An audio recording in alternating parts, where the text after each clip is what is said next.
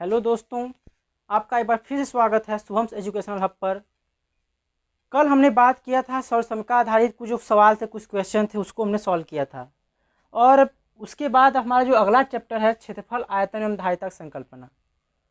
तो देखिए, इस संकल्पना ये जो दिया गया है क्षेत्रफल, आयतन एवं धारिता, ये वास्तव में होता क्या है, कैसे इसकी गणना करते हैं, कैसे पता करते हैं कि हमको क्या निकालना है, इन सब के बारे में हम इस वीडियो में बात करेंगे। चलिए आइए शुरू करते हैं तब वीडियो को। देखिए, पहला टॉपिक है क्षेत्रफल। हम देखिए एक कार्य करते हैं, क्षेत्रफल, आयतन, धारिता को हम बारी बारी से, जिसमें द्विविमीय आकृतियाँ जिसमें केवल 2 विमाएँ हों, त्रिविमीय आकृतियाँ जिसमें 3 विमाएँ हों, उनको हम साथ में लेकर के चलने की कोशिश करते हैं। तो देखिए, पहला अगर हमारा कहा जाए ऐसी कौन सी आकृति है जिसमें कोई भी रेखा नहीं होती है, यानी सरल रेखा नहीं होती है, तो हमारी वो आकृति क्या कहलाती है? वृत्त कहलाती है। वृत्त। वृत्त का परिचय देखते हैं क्या होता है। वृत्त का परिचय हम पढ़ते हैं कि वृत्त कहते किसे हैं। तो परिभाषा में बात करेंगे। देखिए, समझते चलिएगा। परिभाषा कहीं से आता नहीं है, हम जो कार्य करते हैं उसी को हम बोल देते हैं, तो हमारा क्या होता है? परिभाषा। हम वृत्त कैसे खींचते हैं? हम प्रकार रखते हैं अपना और एक जगह रख करके घुमा देते हैं। तो हम वृत्त की परिभाषा क्या बोलेंगे? एक स्थिर बिंदु से, एक स्थिर बिंदु से निश्चित दूरी पर स्थित, एक स्थिर बिंदु से निश्चित दूरी पर स्थित दूसरा बिंदु। ठीक है, कहने का मतलब एक स्थिर बिंदु से निश्चित दूरी पर स्थित दूसरा बिंदु इस प्रकार गति करता है, इस प्रकार गति करता है कि उसकी दूरी उस स्थिर बिंदु से सदैव नियत रहे, है ना? अरे समझ करने मतलब क्या कह रहा है? यदि किसी स्थिर बिंदु से कोई दूसरा जो बिंदु है निश्चित दूरी पर स्थित दूसरा बिंदु इस प्रकार गति करता है कि उसकी दूरी सदैव उस बिंदु से सदैव नियत रहे, उसकी दूरी सदैव उस बिंदु से नियत रहे, क्या कहलाता है? वृत्त कहलाता है।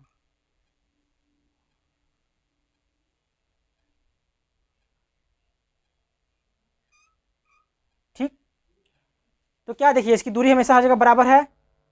करने मतलब क्या? अगर यहाँ नापे या यहाँ नापे या यहाँ नापे, यहाँ नापे, कहीं भी नापें, तो इसकी दूरी हर जगह क्या होगी? बराबर होगी। तो इस गमनकारी बिंदु, जो गमनकारी बिंदु था ना, इस गमनकारी बिंदु का बिंदु पथ क्या कहलाएगा? वृत्त कहलाएगा। तो सुनिएगा परिभाषा फिर से एक बार, चाहे तो लिख सकते हैं। समतल पर किसी स्थिर बिंदु से, समतल पर स्थित किसी बिंदु से निश्चित दूरी पर स्थित दूसरा बिंदु इस प्रकार गति करता है कि उसकी दूरी हर जगह या सदैव उस स्थिर बिंदु से बराबर रहे, तो उस गमनकारी बिंदु का जो बिंदु पथ है वही क्या कहलाएगा? वृत्त कहलाएगा। परिभाषा एक बार फिर सुनेंगे। समतल पर किसी स्थिर बिंदु से निश्चित दूरी पर स्थित कोई दूसरा बिंदु इस प्रकार गति करता है कि उसकी दूरी सदैव उस स्थिर बिंदु से नियत रहे, तो उस गमनकारी बिंदु का जो बिंदु पथ होगा उसे क्या कहते हैं? हम वृत्त कहते हैं। तो ये वृत्त के जो स्थिर बिंदु होता है, इस स्थिर बिंदु का नाम क्या देते हैं? हम केंद्र देते हैं। क्या नाम देते हैं? केंद्र। जो स्थिर बिंदु है उसी को केंद्र कहते हैं, और जो ये बिंदु पथ बना है इसको बोलते हैं परिधि। क्या बोलते हैं? परिधि। ठीक, और इस स्थिर बिंदु से इस बिंदु के बीच की दूरी है वो कहलाती है त्रिज्या। त्रिज्या को हम r से डिनोट करते हैं। ठीक है, और केंद्र को हम अक्सर O से ही दिखाते हैं। अब देखिए, वृत्त में कुछ और चीज़ें हैं, हम उसको बताते हैं। जैसे हम इसी में सबको ले लेते हैं।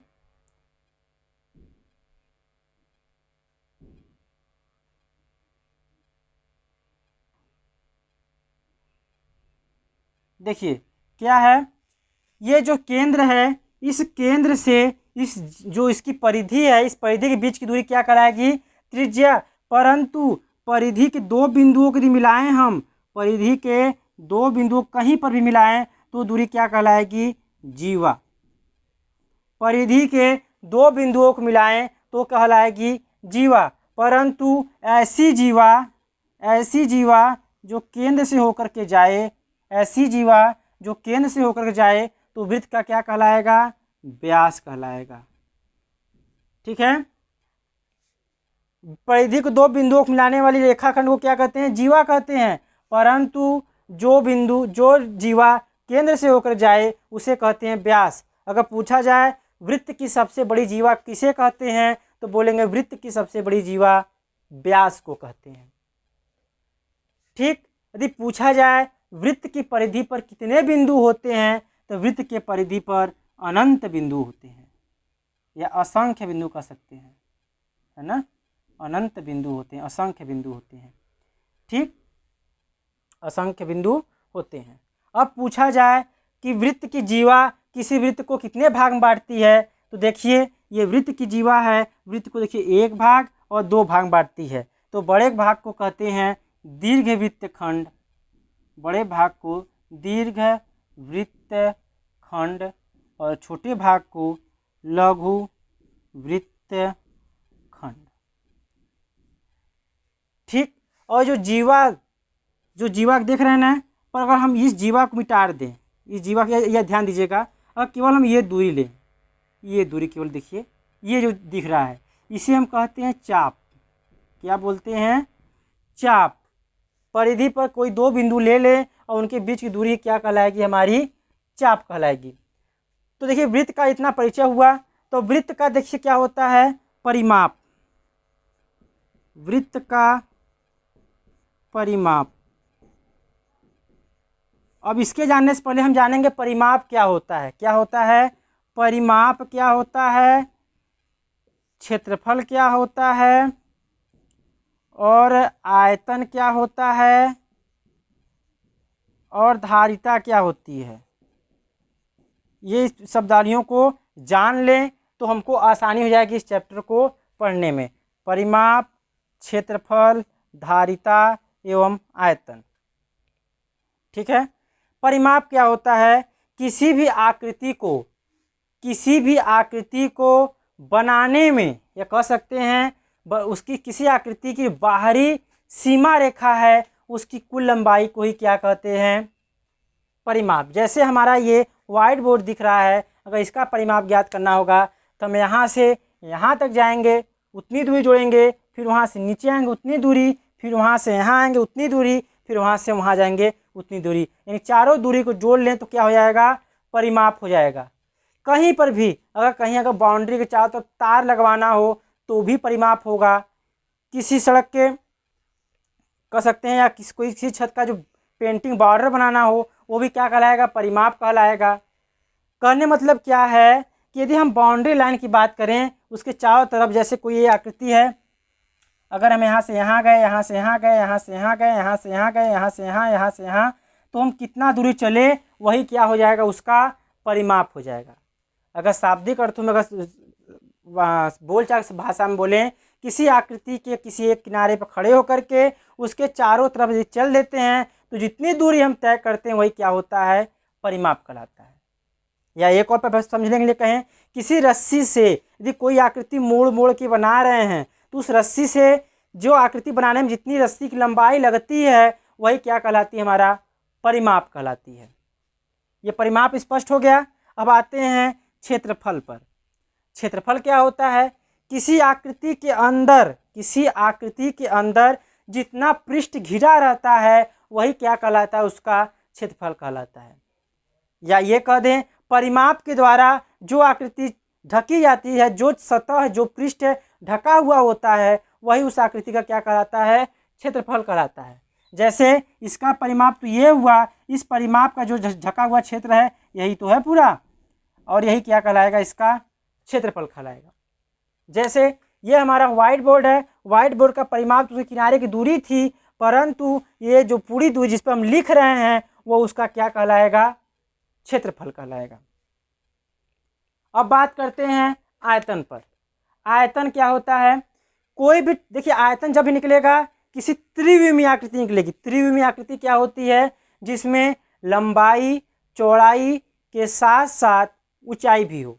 अगर लंबाई और चौड़ाई के साथ साथ ऊंचाई है तो उसका हम आयतन निकाल सकते हैं। या हम ये कह दें कि किसी पदार्थ किसी वस्तु को बनाने में लगे पदार्थ की मात्रा को ही आयतन कहते हैं। या कह दें किसी वस्तु द्वारा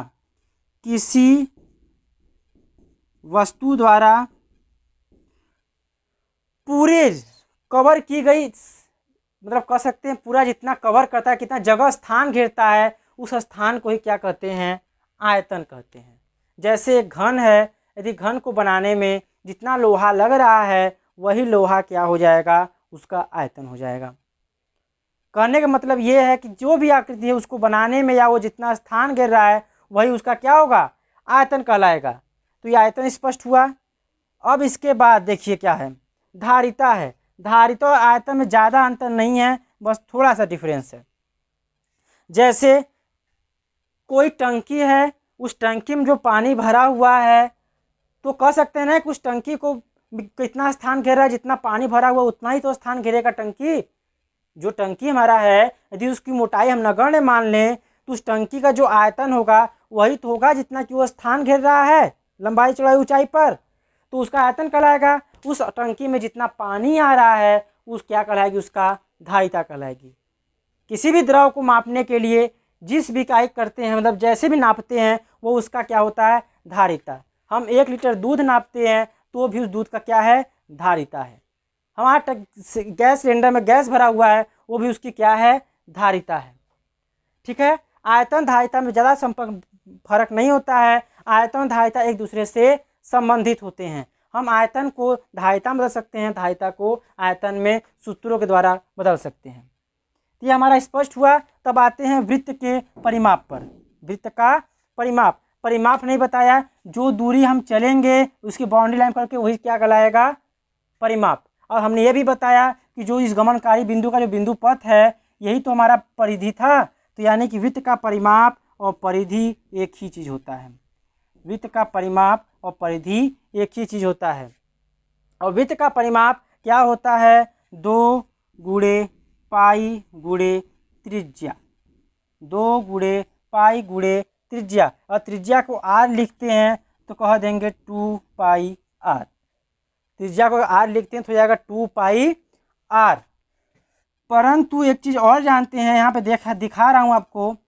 देखिए जो त्रिज्या है ये भी तो त्रिज्या ही होगा और ये भी देखिए त्रिज्या ही होगा। मैंने क्या बताया था, इस बिंदु से स्थिर बिंदु से परिधि की प्रत्येक नियत दूरी रहे, तो यानी कि अगर ये त्रिज्या तो ये भी त्रिज्या होगा। तो यानी कि r कितना हो जा रहा है, 2r। और वही क्या रहता है, व्यास। तो व्यास बराबर होता है 2 गुणे त्रिज्या। अगर व्यास को d माने, इसे कहते हैं डायामीटर, और त्रिज्या को रेडियस, तो अगर d माने तो d इज इक्वल टू जाएगा 2r। d is equal to जाएगा 2r। तो परिधि का एक सूत्र तो ये हो गया। अब यहाँ देखिए 2r दिख रहा है ना, 2r दिख रहा है तो पाई ऐसे कर लें, इसको 2r कर सकते हैं अलग इधर। अगर इसको ये कर लिए तो हो जाएगा पाई और 2r का मान है d। तो एक और सूत्र क्या हो गया, पाई d। अगर वृत्त का परिधि पूछे, अगर त्रिज्या दिया हो तो 2 पाई r से निकालेंगे, अगर व्यास दिया हो तो पाई d से निकालेंगे।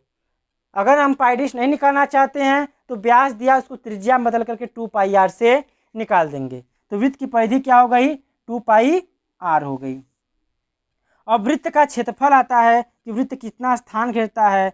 वृत्त का क्षेत्रफल, वृत्त का जो क्षेत्रफल होता है पाई r स्क्वायर। पाई r स्क्वायर, वृत्त का क्षेत्रफल क्या होता है, पाई r स्क्वायर। ये याद कर लेंगे हम। अब अगली आकृति हमारी आती है त्रिभुज की। अगली आकृति किसकी आती है, त्रिभुज की।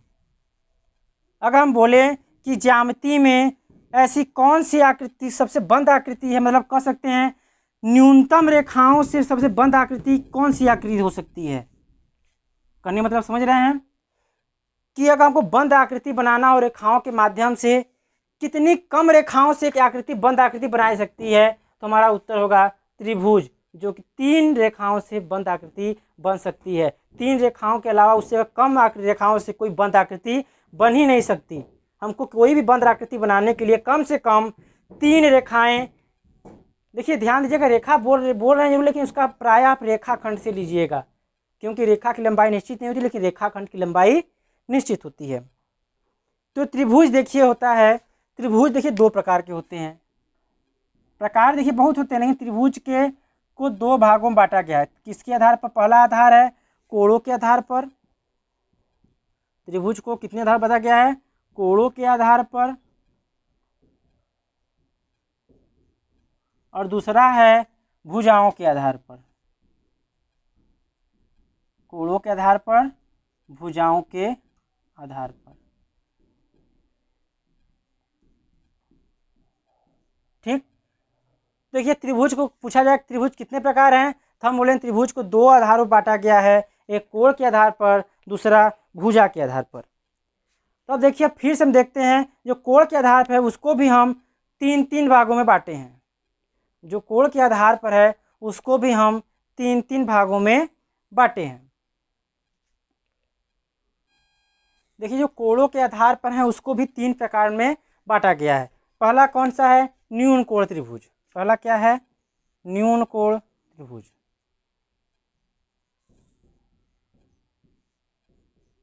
न्यून कोण त्रिभुज। दूसरा समकोण त्रिभुज। ध्यान देंगे न्यून कोण त्रिभुज क्या होता है, देखिए पहले बात करते हैं, बता के भी बताते हैं। समकोण त्रिभुज, समकोण त्रिभुज। और तीसरा है अधिक कोण त्रिभुज। अधिक कोण त्रिभुज। देखिए इन तीनों त्रिभुज के बारे में कुछ शर्तें हैं। न्यून कोण त्रिभुज की बात करें तो अगर पूछता है क्या किसी त्रिभुज के तीनों कोण न्यून कोण हो सकते हैं, तो हम बोलेंगे हाँ, किसी भी त्रिभुज के तीनों कोण न्यून कोण हो सकते हैं। और वो किसका होता है? न्यून कोण त्रिभुज का। ठीक है, ये तीनों कोण कितने अंश से छोटे होंगे? 90 अंश से छोटे होंगे। फिर कह रहा है समकोण त्रिभुज। समकोण त्रिभुज ऐसा बनेगा, एक कोण कितने अंश का? 90 अंश का।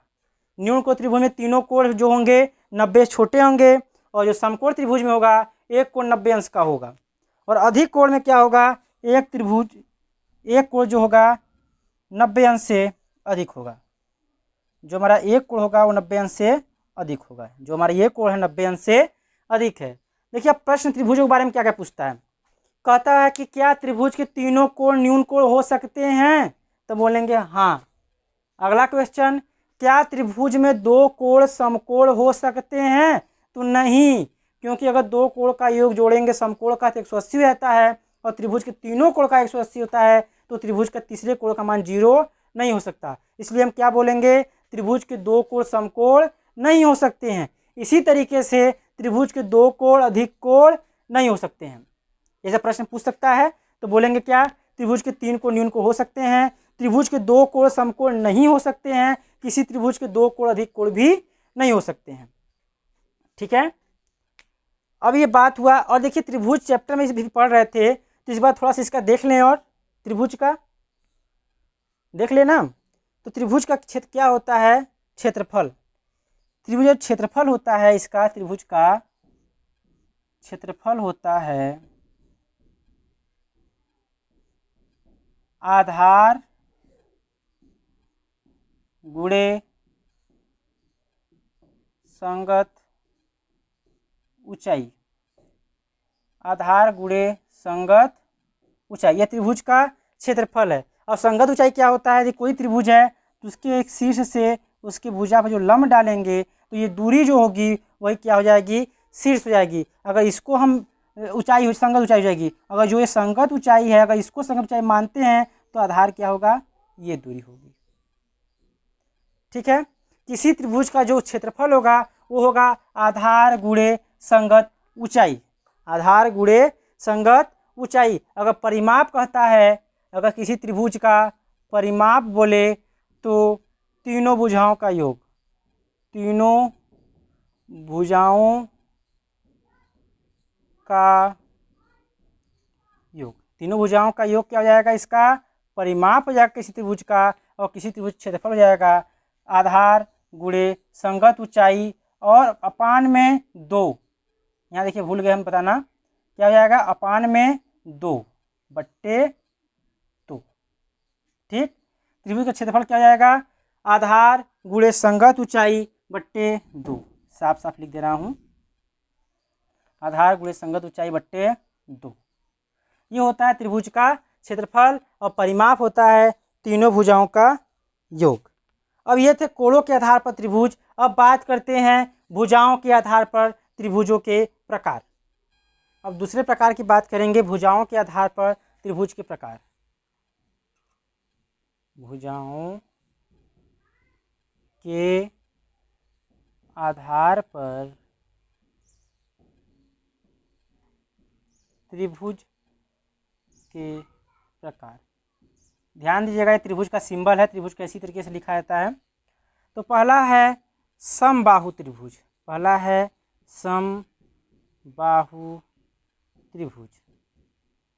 समबाहु त्रिभुज मतलब जिस त्रिभुज की तीनों भुजाएं बराबर हों, जिस त्रिभुज की तीनों भुजाएं बराबर हो उसे कहेंगे समबाहु त्रिभुज। यदि ये ए है तो ये भी ए होगा और ये भी ए होगा।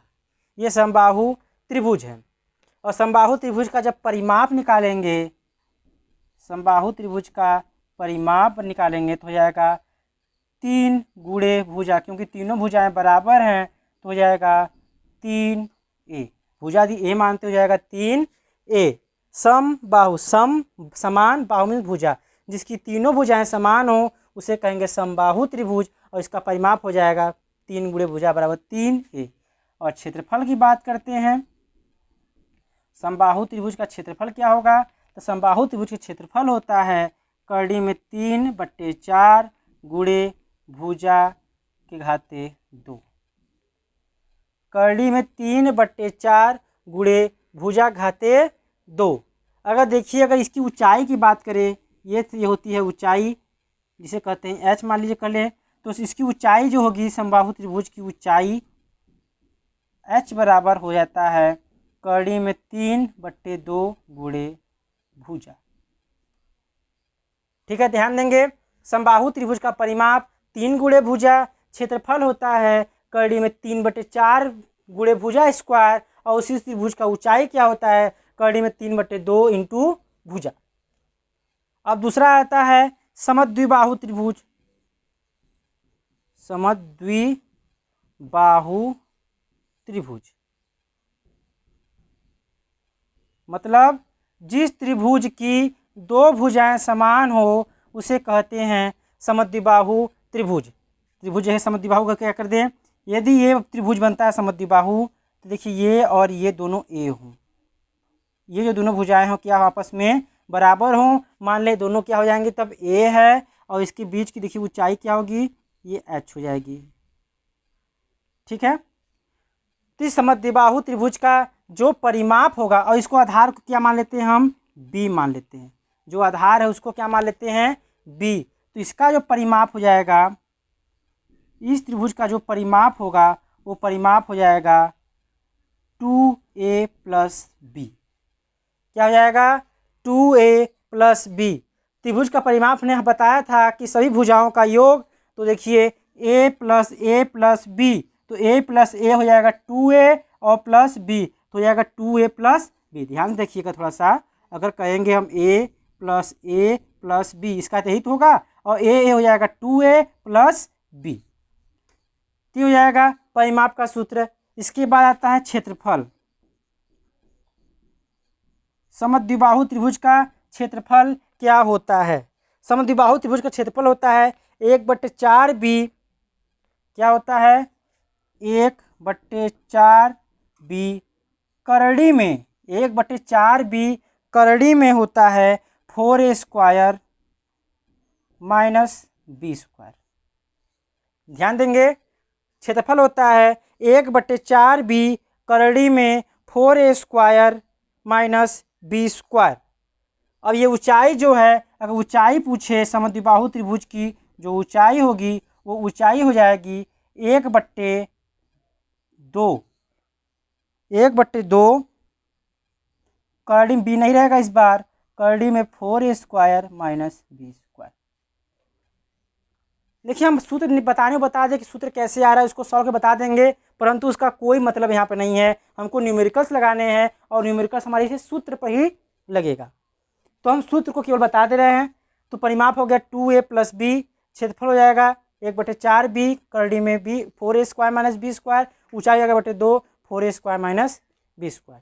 अब तीसरा त्रिभुज है विषम बाहु त्रिभुज। विषम